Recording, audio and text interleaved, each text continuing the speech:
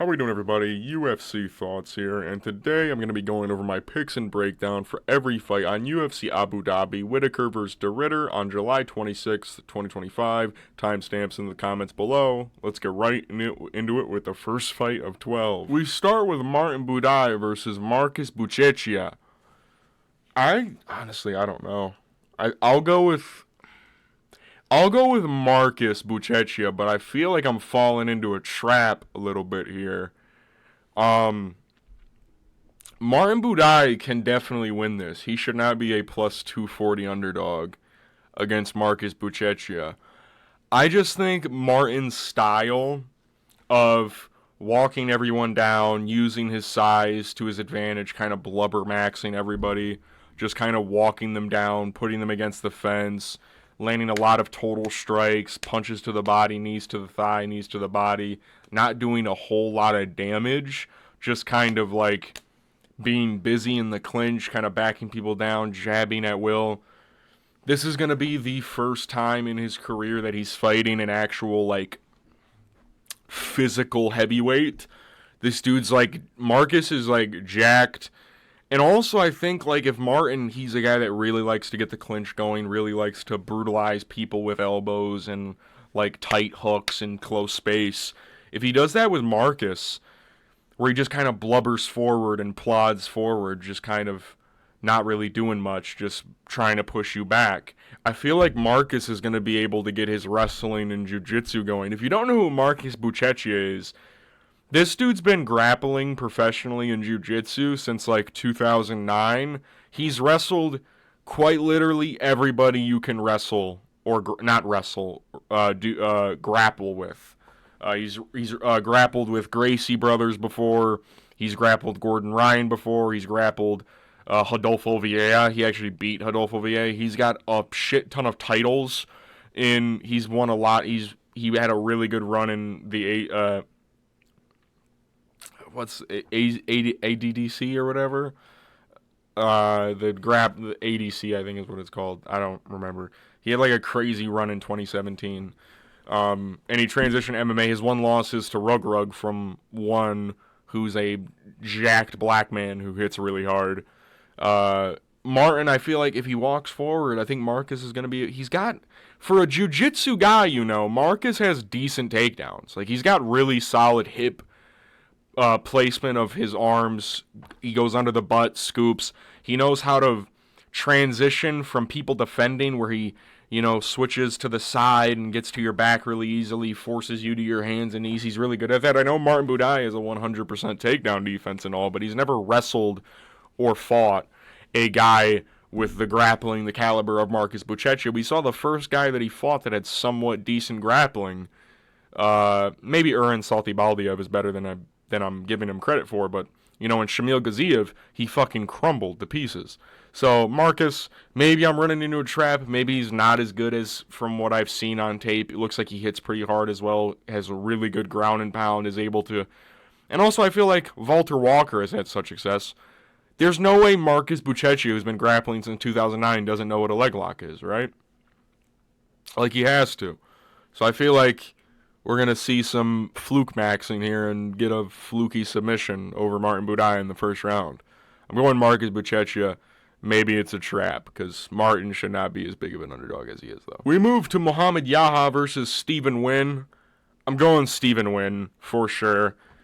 I don't tweet a lot whenever I'm watching fights. If you guys know, I have a Twitter where I tweet sometimes. I tweet my picks, but I don't really live tweet. I vividly remember tweeting when Muhammad Yahya last fought against Kawhi Fernandez that he is the worst fighter I've ever seen grace the UFC octagon.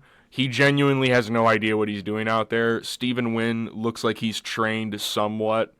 He had a war with Jarno Aarons, got brutally knocked out in the Contender Series a couple years back, but then bounced back in his sophomore appearance against who's AJ Cunningham.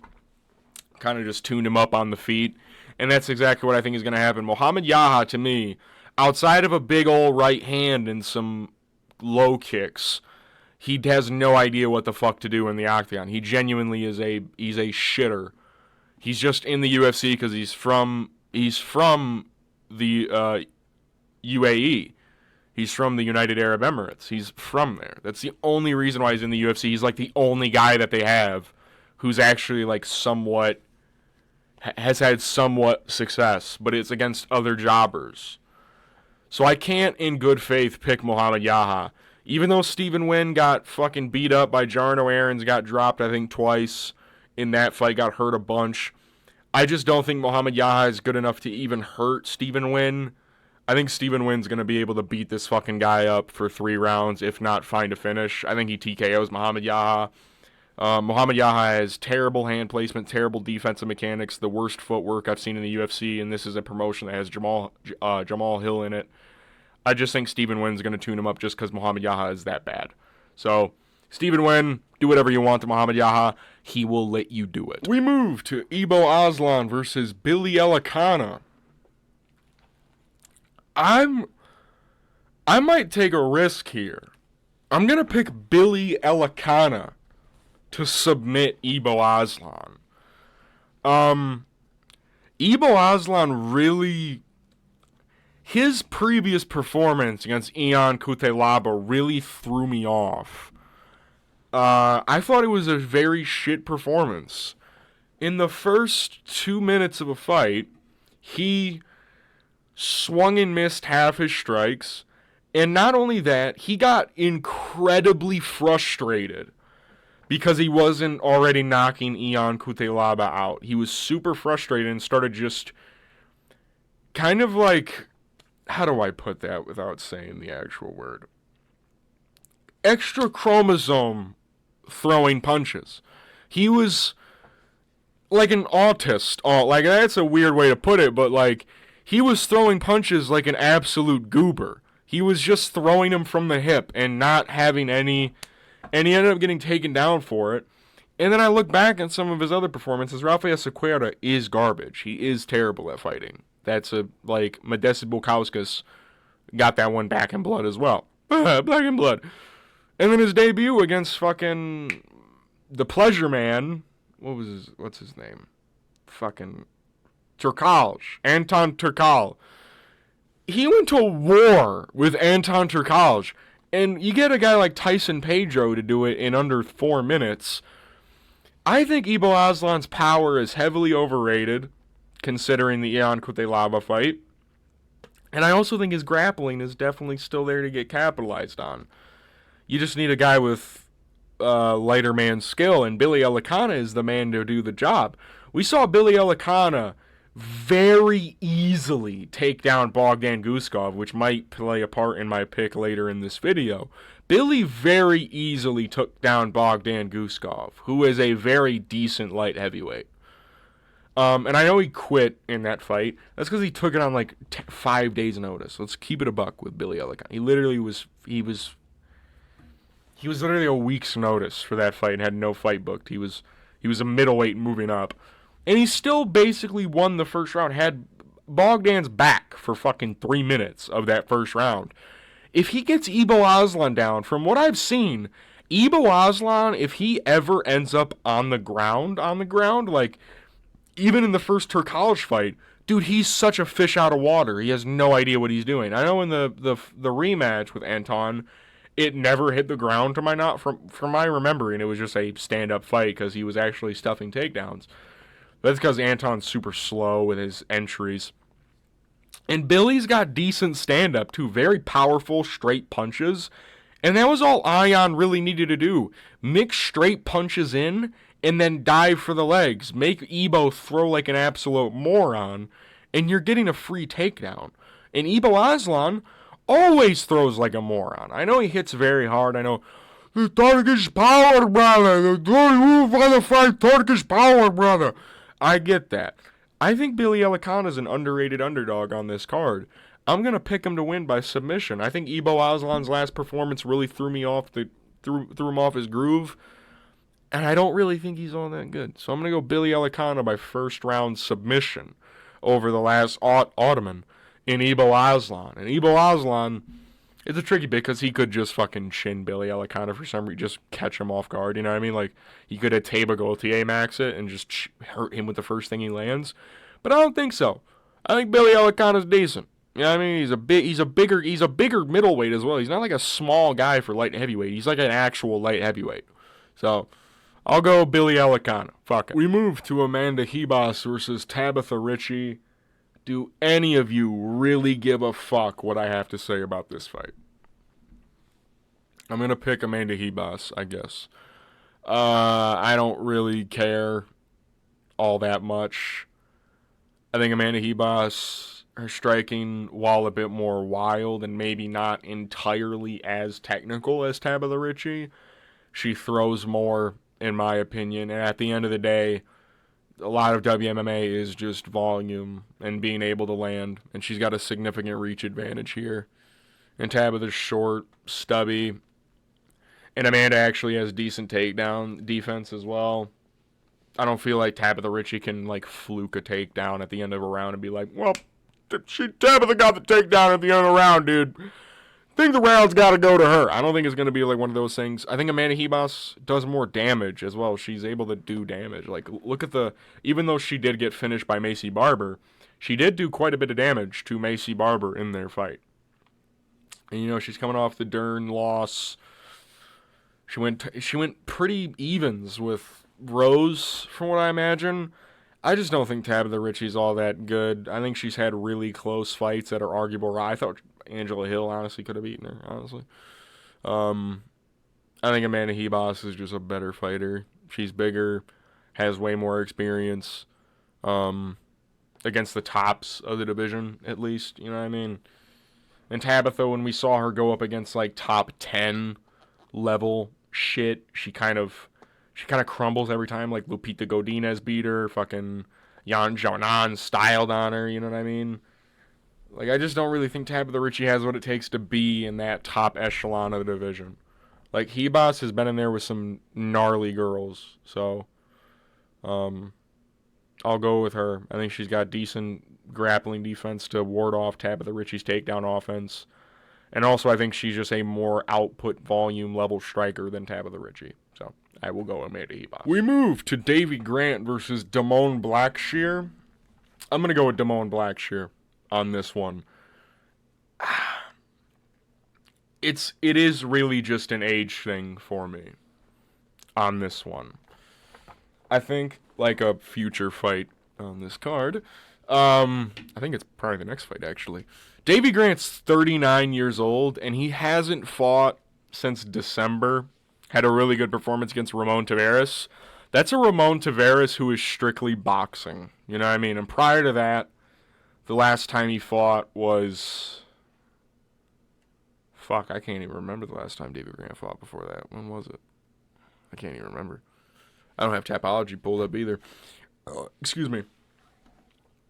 Damone Blackshear has insane submission ability, really good grappling, really good wrestling entries. He's been improving in that department very well. His striking is vastly improved, at least for the most part. There was a weird thing with when he fought Cody Gibson where Cody was, like, for some reason, like, actually doing good. I don't know what was going on there. It was like a weird thing where Cody Gibson was actually, like, tuning him up or some shit. But Damone got it to the ground, and Davey Grant has been submitted 4 times in his career. 4 of those 7 losses are by submission, 2 of which are in the UFC. I don't like that. Damone Blackshear's never been subbed, and I know Davey Grant's got really good submission ability. One of only, I don't even know how many inverse triangles ever in UFC history when he subbed Rafael Assunção with it. I think Damone Blackshear he has the type of abilities to beat a Davey Grant. He's got somewhat decent striking, really long reach on him, as you can tell. Davey Grant's usually a guy who has a reach advantage over people who can mix it up really well. I think Davey Grant's kicking game's not going to be able to work as fluent as it should whenever he wins. I think Damone Blackshear is going to catch a kick if Davey Grant even thinks about throwing it. And I think Damone's going to get Davey Grant to the ground and submit him at one point in this fight. I'm going to go Damone Blackshear submission, most likely a rear naked choke in round 2 or 3 over Davey Grant. I think the stand-up's going to be interesting to see if Damone Blackshear has improved in that department even a little bit, using his striking to mix in the grappling and his defensive mechanics over a Davey Grant. Damone Blackshear, if you don't remember, is a guy that arguably beat Mario Bautista, right? In grappling. Like, he out-grappled Mario in the first 2 rounds and just lost. And that was on a 7 days notice. He fought literally the week before. So, I think Damone Blackshear is really solid. I think he's had just a couple setbacks. Montel Jackson, that fight was just a weird one where he kind of moved into range like a goober and got chinned for it. It reminded me of like Jason Witt versus Josh Quinlan, where he just like walked right into boxing range with his hands by his fucking waist. But Damone, since then, Cody Stamann tuned him up. Cody Gibson, for the most part, tuned him up. But no, Cody Gibson shot takedowns on him. That's right. And then they got stuffed. And then, was it Olatunga Lee or Ricci Lang that he last fought? I forget. I get those. That sounds right. I get them mixed up. Like, it's not my fault. But he tuned them up. He beat them very clearly. So, Damone Blackshear should beat Davey Grant. It's an age thing. It's also a skill gap in the grappling. We move to Muslim Salikhov versus Carlos Leal. I'm going Carlos Leal confidently. Like I've said with a lot of my picks against Muslim Salikhov, he is 41. It comes to a point where a fighter has to fall off. He does. Now, given the Song Kanan fight, he wins by brutal fashion, giving him Santiago Ponzinibbio. He wins a very close decision. I think whenever you give Muslim Salikhov the type of people like a Randy Brown, you know what I mean, who are like, they know what they're doing, you know what I mean? I think he's going to really struggle, and we've seen that every single time he's lost in the UFC. And Carlos Leal, from what I've seen, is really fucking good. He beat Rinat Fakhretdinov. That was a blatant robbery. You could argue Carlos won every round. Maybe the first round is Rinat. Round 2 and 3 are very clearly Carlos Leal, in my opinion. And the only reason that fight was even as close as it was because of grappling. Muslim Salikhov is a striker. He's king of kung fu. That's his thing. He likes to do, like, karate shit. He likes a lot of spinning wheel kicks, likes a lot of kicking. Carlos Leal is going to push him to the fence and bulldoze him. Carlos has a really good chin. We've seen it get tested. He's probably on steroids, to be honest. If you look at his first fight, he was definitely on a cycle. If you look at the amount of acne, dude, by the 3rd round, it looked like he was a polka dot man. I think Carlos Leal is going to push Muslim Salikhov back, and we're going to get another rendition of what he did to Alex Morono, just to a different opponent. Muslim Salikhov, he's better than Morono. I'll give him that. He actually knows how to hurt people, but like, how's a 41-year-old gonna, like, how does Muslim Salikhov deal with the barrage that Morono got? You know what I mean? Like, how is he gonna deal with that, where it's a fucking 30-punch combination in the matter of fucking 12 seconds? There's no way he survives. Carlos Leal, and he's got good that's the thing about Leal, is he's got really good cardio, too. Muslim's cooked. Like, there's just no way he wins this fight. Carlos Leal beats the body up, beats the head up. He has really good hooks in close, uses a lot of really good pressure. He's good defensively as well, really good defensive grappling. Not even that matters in this fight. Muslim's just gonna, old man, he's gonna get fucking beat up. It's gonna be a depressing watch. Like, why was this matchup even made? You know, it's gonna be one of those ones. Carlos Leal by decapitation. We move to the featured prelim: Bryce Mitchell versus Saeed Nurmagomedov. I'm gonna go with Saeed Nurmagomedov, unfortunately. I think Saeed has a really easy path of victory here against Bryce, and it just really depends on if Bryce Mitchell makes another mistake. I think on the feet, Saeed is a way better striker than Bryce Mitchell. And Saeed has a really gnarly way of defensively getting submissions when people shoot takedowns, especially ones that are not like trips, that are genuine, like going for your leg takedown attempts. You know, Nguyen Gofferov suffered this fate. I can't think of another. I know Saeed has a couple ninja chokes under his career, though. I know that. I just think Bryce Mitchell's stupid. And also, he's moving down to bantamweight from featherweight. Lighter man skill says Saeed should win. That's what, at the end of the day, That's what really matters. I'm Lucas Tracy, Max. No, but I genuinely believe Saeed, on the feet especially, has a really easy pathway of victory against Bryce Mitchell. He's way quicker, way better on the feet. Bryce Mitchell's a very stubborn striker, throws a lot of kicks in unison, kind of doesn't set them up, just kind of throws them to throw. That's kind of his whole thing. Saeed will actually tactically pressure people, and if Bryce Mitchell starts to pressure, we saw in the first round against Vinicius Oliveira, Saeed really did him dirty in that first round, and you don't know how much I love Vinicius. Saeed was tuning his ass up, dropped him. Technically didn't drop him, but sat him down like twice, I think is what the measurement was. Bryce Mitchell, but Bryce does have a good pathway of victory in here, which is cardio mogging, because Saeed does break really fucking easily. He gasses out really fast, but it's just like one of those things where it's like, is his gas tank going to affect how easy it is to get Bryce Mitchell with a ninja choke? I don't think so. I think Saeed Nurmagomedov is going to choke out Bryce Mitchell with a ninja choke or a guillotine for that, like anything of that sort. I think he'll submit Bryce Mitchell. And Bryce Mitchell, you know, people talk about how good his jiu-jitsu is, but he's been subbed. I've seen him get choked unconscious 3 times in his career. So I know you're like, 3 times. He got choked out by fucking, I don't know who it was on the Ultimate Fighter. I think it was like Diamond, or was it fucking Brad Katona or some shit? It could have been Brad Katona. I don't know, but he got choked unconscious like a mounted guillotine or whatever, and then the ninja choke by John, and then of course the arm triangle from Ilia Topuria. And that's the thing with Bryce Mitchell, is that he only has lost to really good people, but he hasn't beaten a lot of high caliber people either. You know, he beat Edson Barboza, which was a good win then, but, you know, Edson's kind of wishy-washy. He beat Dan Ige, which was arguably, that was like really fucking close. And then besides that, Crone Gracie. Besides that, I don't know who he beat before Edson. I don't know. But he's got some decent wins. I think Saeed Nurmagomedov he's just going to find a submission by Bryce being stupid. And also Bryce is moving down to 10 extra pounds. I don't know. I don't know about it. We move to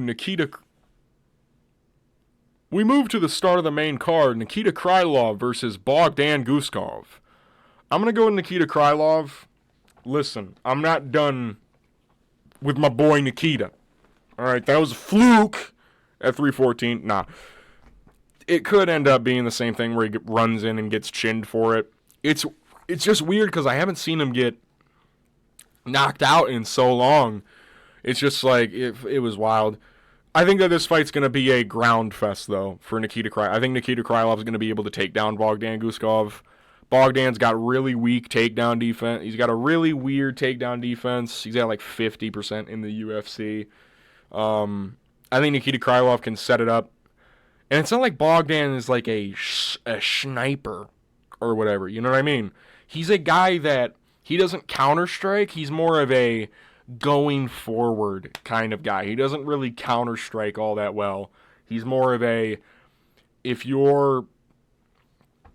not like a lean back kind of guy. He's a forward punch to the mush. Nikita is going to swarm him, and Bogdan might try to swing for a counter, but if he does that, he's going to get cracked for it, because Nikita's actually really good. I think Nikita's kicking game is going to work pretty well against Bogdan. And also, Bogdan keeps his hands really low, so I think Nikita might be able to bonk him a little bit. And we saw the one time that Bogdan fought a dude in the top 10, you know what I mean, in Volkan Oezdemir. He got chinned and submitted in the first round. So I know since then he's rung off 3 in a row against Zach Payonga, the great Zach Payonga, Ryan Spann, the great Ryan Spann, and then Billy Elekana, which, you know, he lost the first round via grappling by via middleweight. So I think Nikita, he's got disgusting submission ability, really decent setups on the feet. He is kind of open when he runs in, but he sets it up usually better than that.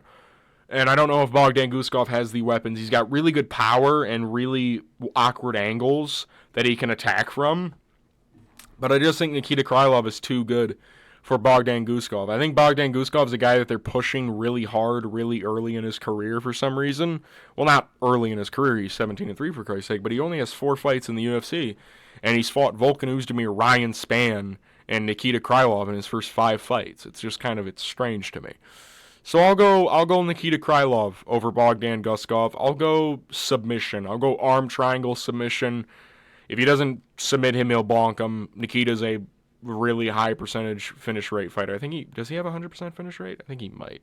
No, because he went to a decision with Johnny Walker. So I think Nikita Krylov, I think he'll beat Bogdan Guskov. Bogdan might be able to catch him coming in, but like I said, he's more of a going forward striking kind of guy, combinations on the front foot, than a lean back kind of bonk, you're done kind of guy. So I'll go Nikita Krylov. We move to Asu Almabayev versus Jose Ochoa. I'll go with Asu Almabayev as an underdog, by the way, which is disgusting to me, but I understand why people are picking Jose Ochoa.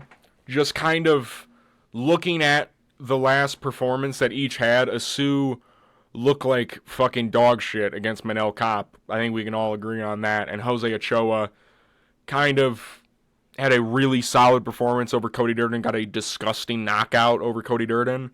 Here's my thing about this fight. Even in the first round where Jose Ochoa had Cody Durden hurt, he got cracked back and then taken down. My big thing is I think Jose Ochoa's takedown defense is really garbage. I think it's really, really wishy-washy in my opinion. I think his takedown defense is very egregious, and I think Asu Almabayev has really good takedown entries and really good controlling abilities. And he's also not that bad on the feet. It's just he fought Manel Kape, who poked him in the eye 8 fucking times and made it so he couldn't see. Like, Jose Ochoa's not going to poke him in the eye. I just think Jose Ochoa, I think he's a bit easy to manipulate on the ground, in my opinion. Now, would I be mad if Jose Ochoa knocked out Asu Almabayev? No, because I think Jose Ochoa is badass. I think he's got a really fun fight style. But I think it does need to be noted that Lone Kavanaugh was taking down Jose Ochoa. I think it needs to be noted that Cody Durden was taking down Jose Ochoa. I think it just even when hurt, he got cracked by Jose Ochoa, and then Jose Ochoa, he kind of let his guard down. And that's another thing. I think Jose Ochoa keeps his hands a little bit too low. I know he's going to have a huge size advantage over Asu Almabayev. But Asu Almabayev has fought a 6-foot-tall fighter before and won in the UFC. We've literally seen that. It was last year. Not even 2 years. It was last year, dog. So I think Asu Almabayev, like I said, he's just got really good entries. And he's not that bad on the feet. He's quick. It's just like Manel Kape was in a different state that night. He was in a different mentality. He's just different. Also, Manel Kape is top 5 in his division. So it's like, fucking what? I think Jose Ochoa is really good. I think it's also short notice as well. That needs to be noted. Very short notice for Jose Ochoa. I think a week and a half, 2 weeks notice. So he's going to have to cut weight. He's not a small guy. He's going to have to cut a lot of weight. I just think Asu Almabayev is going to be able to get takedowns. I think we're going to get a clinch and grapple fest. On the feet, it'll be interesting because Jose does a lot of up-the-middle attacks. He's got a lot of front kicks, a lot of uppercuts, stuff like that. I just think Asu Almabayev is going to be able to bypass them and just slightly out-grapple Jose Ochoa. So I'll go Asu Almabayev. We move to the featured fight. Sharabutdin Magomedov versus Marc-André Barriault. I'm going to go with Shara. I'll go with Shara. I think this fight can weirdly be very competitive if Marc-André Barriault is able to get his grappling going. But I think Shara's got a really good way of... He's got really good clinch work, and he's got a really good way of fighting on the outside and beating and out-voluming people on his back foot. He's a really good on the back foot kind of fighter for some reason. He's just really good at it. And Marc-André Barriault gets hit a lot. He gets hit a shit ton. Marc-André, he's getting chinned out cold by Dustin Stoltzfus. You know what I mean? I can't get that image out. I know he dented Bruno Silva's skull in 2 months ago, right? But I can't get the image of him flatlined by fucking Dustin Stoltzfus out of my fucking head. Joe Pyfer, so be it. Shara he knocked out Armen Petrosyan, which was high class. Armen we usually only see lose by fucking sub, people out grappling him. And I know Shara, that was a close striking fight.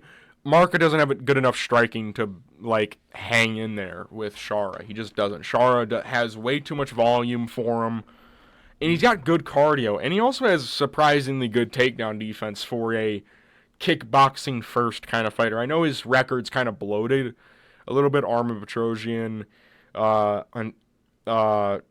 Trockley, fucking Bruno Silva, fucking, who did he beat before that? Who did he beat at Saudi?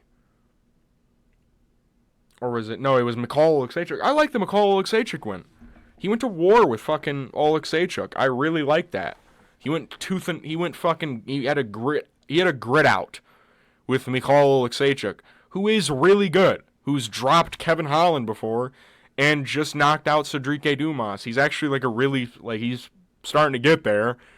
I think Shara, the Michael Venom Page, you guys know how I feel about people that fight Michael Venom Page. I don't use those fights to, like, compare and contrast with people. I don't use the Ian Gary performance over Michael Venom Page to predict any of his fights. I don't use the Holland performance against Michael Venom. Michael Venom Page is a whole different bitch to deal with. He's way different he's the most unique style of fighter you will ever see in the UFC's history and Bellator's history. He's himself.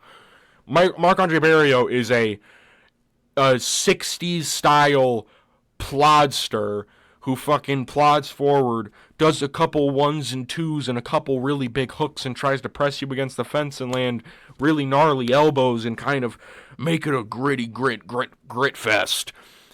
I think Shar is going to be able to outstrike him on the back foot and maybe find a finish. Maybe where he tags him with like a left hook and a right hand and then a left head kick, and then Marc-André takes like a little bit of a stumble and then Sharabutdin starts pouring it on him. I think Shar is going to really work his low kicks and body kicks against Marc-André Barriault. He's a very lead foot heavy kind of guy. He wants to be in your face at all times, kind of moving, kind of swaying a little bit, just trying to get you against the fence. Shar is going to chew up his lead leg, land a lot of body kicks, and I think that he's going to brutalize him whenever Marc-André Barriault throws and whiffs and misses. And I know Shar has got sus head movement, but he has improved. He's like one of the only guys we've ever seen that didn't get hurt by Michael Venom Page. Like, let's be honest. You know what I mean?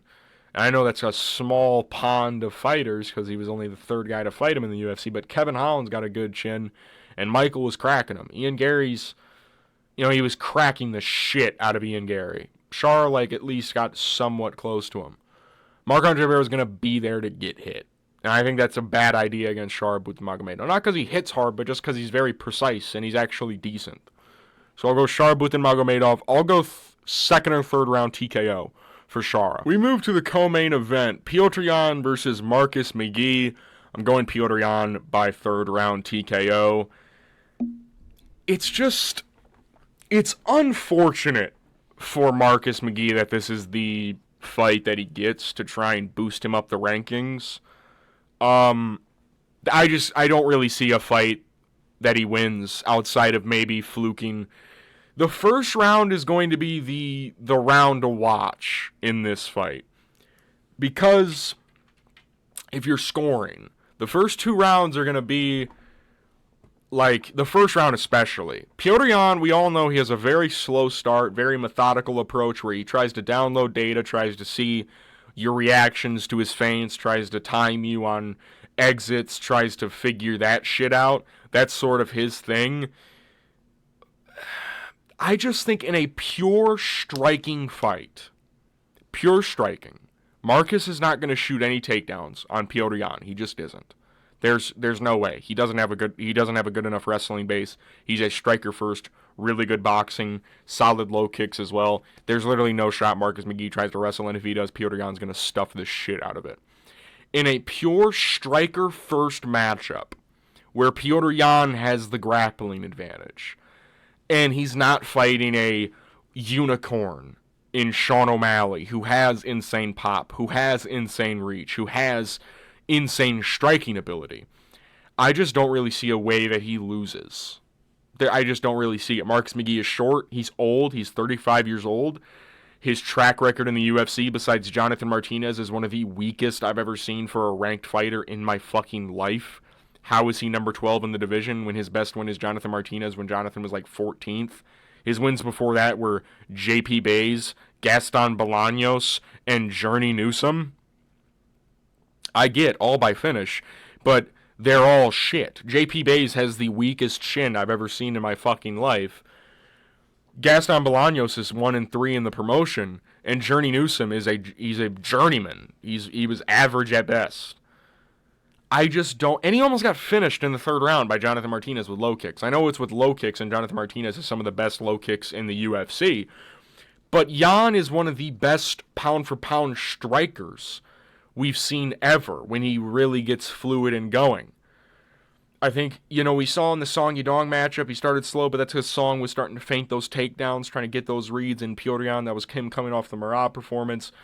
Petr's in a stage right now where he's coming off 2 wins. He beat Song Yadong, who is a much better fighter than Marcus McGhee in total. He beat Deiveson Figueiredo, who in total is a way better fighter than Marcus McGhee. Marcus McGhee does not bring that threat to beat a Petr Yan. Whenever people beat Petr Yan outside of Sean O'Malley, which was a very close fight, it's with grappling. Marcus McGhee does not have the reach to do what Sean O'Malley did, which is punch out at range, try and keep him at bay. Petr Yan honestly could wrestle and win this fight, in my opinion. I don't know if Marcus McGhee has that great of wrestling defense. I know Journey Newsom tried it, and he ended up, I think he subbed Journey Newsom with a rear naked or something. I just don't really see a way that he wins. He's really powerful, but Petr's got a decent chin on him. Like, the only people that have really hurt Petr, like John Dodson dropped him, Sean hurt him pretty bad, and then Deiveson dropped him at one point. Those are insane power punchers who are also, like, really fast and really good. Marcus McGhee, I think, he's also not, like, high output enough for me. Like, I don't think Marcus McGhee just barely edged out Jonathan Martinez.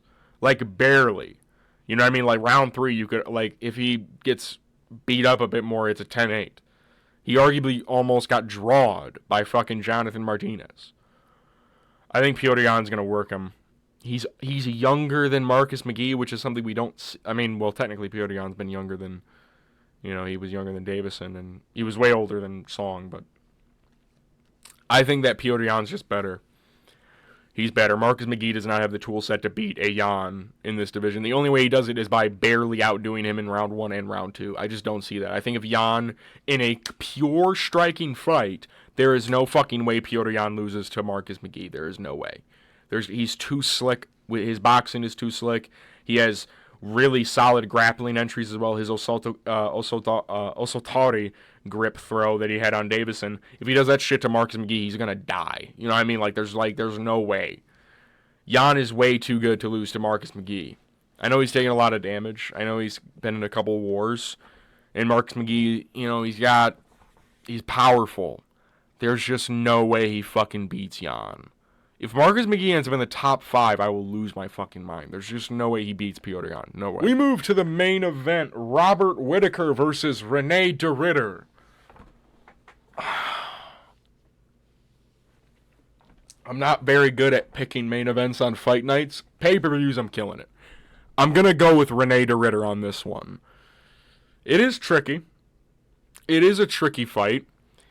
I think the pace and pressure RDR puts on people is on another level. Rewatching the Bo Nickel fight, even like a Kevin Holland fight, he is on the front foot almost the entire time with no respect at what's coming back at him. He's just walking forward and going guns blazing. Robert Whittaker is a blitz-style fighter, and another thing is Reinier de Ridder is so gross in the clinch. He is so gross. Rewatching the Bo Nickel fight back, I was like, I didn't realize how much... Dude, he threw maybe 80, clinch strikes in that fucking fight. He threw so many feelers in there. Just busy. Body shot, body, knee. Head, body, knee, thigh. He's so gross in the clinch, whether he's on the fence or not. And that's the thing. He is fucking huge for middleweight. Robert Whittaker has a history of struggling with people who are considerably larger than him, especially in the height department. Reinier de Ridder is not only taller than him, Robert Whittaker, what he has over a lot of people is his width. Reinier Ritter is a wide motherfucker, too. I don't know how he makes 185. He's genuinely humongous for the division. I think Reinier Ritter's going to pay. I think he's going to mog Robert Whittaker a little bit in this fight. Robert hasn't fought since the Khamzat fight, where he had his fucking jaw broken because he had surgery there before or whatever. I think Reinier Ritter's going to walk Robert Whittaker down, try and put him against the fence, try and get those in position. I don't think Robert Whittaker's blitz is going to be as effective as it normally is in this fight. He's coming off a fight where he got brutally wrestled, got absolutely fucked up in the grappling. Now, to be fair, that could help him because he's had 2 Khamzat training camps back-to-back, and now he's going up against Reinier Ritter. But I think Reinier Ritter, Khamzat doesn't throw a lot of ground and pound. Unless he's in, like, top mount or whatever, or he knows that you're hurt. In the clinch, at least, Khamzat doesn't really throw anything. Reinier Ritter is so busy in the clinch. He throws so many knees to the body. It makes you focus on it, then he goes up to your head. And then he's not kneeing your thigh, and he's all that. Robert Whittaker does have really good wrestling, but I did see him get hit with a WMMA throw by DDP. And I feel like history repeats itself. It does. And I feel like, even though 2 fighters can't really be one of alike, they can almost rhyme in a way, though, if you get what I'm saying.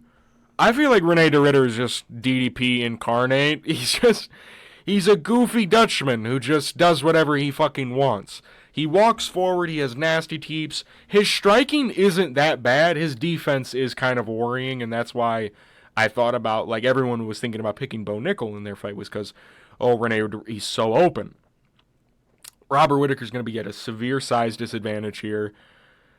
In the grappling, he's really good defensively, but in the clinch, I just think Renee's going to run a cycle on him, just repeating one thing after another, and then Robert's going to, he's just going to try and get out, and he's going to be on the back foot way too much, and Renee's just going to be walking forward, and Robert Whittaker, he needs to be going forward. He needs to be on the front foot. He needs to be setting up his mechanisms, his mechanics, trying to get them going. He can't do that against an RDR unless he counter-strikes him where he's coming in and then he just kind of just throws a bomb of a right hand.